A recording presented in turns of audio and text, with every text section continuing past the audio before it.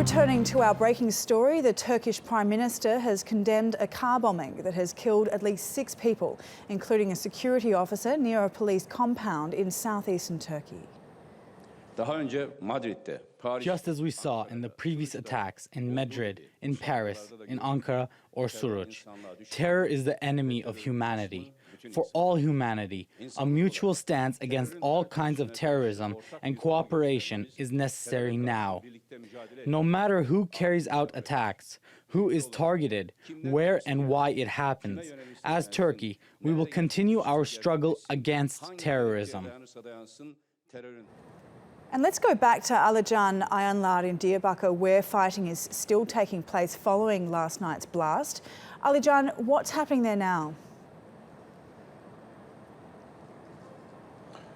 Well, Sally, multiple explosions and intense fire continue to go on in the Sur district in Diyarbakir in southeastern Turkey. I just want to pan into some of the images that we're seeing right now. If we could just focus on the wall. The Sur in Turkish means the wall, and right behind those walls is where all the action is taking place. So it's just to give you a better idea of how close we are to all the action. Now, 6 neighborhoods in Sur still remain under a strict 24-hour curfew as more than 2,000 special forces continue their operations to clear the area of PKK militants. Just moments ago, we saw 2 fighter jets taking off from the airport here in Diyarbakir.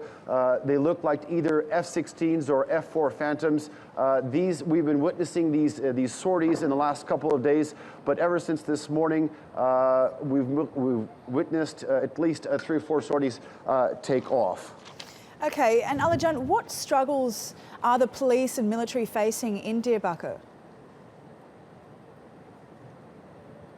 Well, we had a chance to talk to the chief of police yesterday, and he was saying that they've cleared 70% of the district of Sur. But the main problem that the special forces and security forces are having are improvised explosive devices, as well as ditches that the PKK have actually dug in. Now, more than 1,000 families remain stranded in the district of Sur, unable to reach any sort of emergency help. They're unable to have food. We can hear some more firefighting going on in the background right now. This has been an instance that is a situation that's been going on intensely, quite intensely, since 7 o'clock this morning.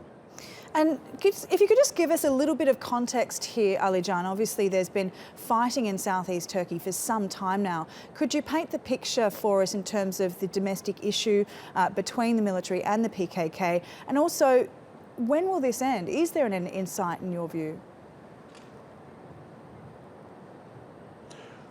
Well, the war between the PKK and the Turkish state had been going on for 30 years until a 2013 ceasefire in which both sides actually sat down at the negotiating table to talk peace. But as we all remember, those peace quickly fell apart after the inconclusive parliamentary elections on June the 7th. Ever since then, the PKK has put on a battle mainly in the country's southeast, targeting Turkish security forces. But as we've seen in Wednesday night's attack, where 6 people, mostly civilians, were killed, it seems that the PKK may be expanding their act of violence, their act of terrorism, beyond Turkey's security forces.